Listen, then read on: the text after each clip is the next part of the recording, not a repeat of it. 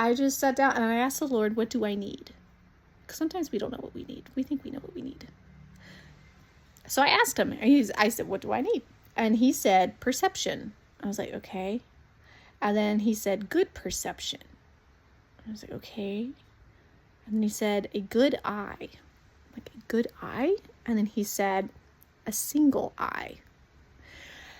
And what I realized he was referring to was that scripture in Matthew chapter, I believe it's chapter 9, where it talks about how the eye is the lamp of the body. And if your eye is good, then your whole body will be good. I talked a little bit about that, I think, in my second video on how to see God.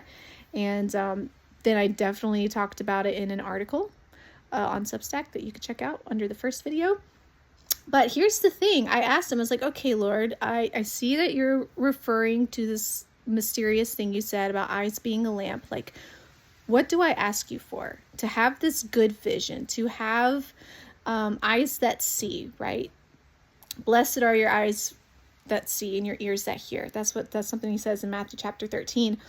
But I said, what is it that I need from you? What do I ask you for to help me there, right? So let me share this with you. He said a few things. He said, first, vision of the Lord.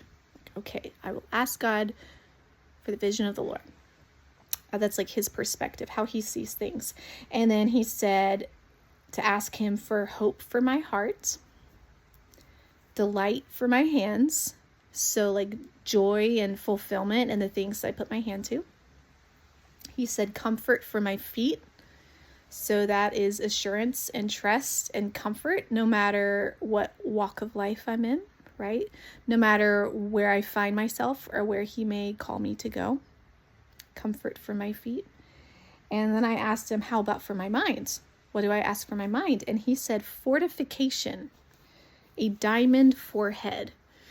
And he's actually referring to, it's either Ezekiel or Jeremiah, but one of them, God tells him that he is making his forehead to be harder than flint, to be as hard as diamond.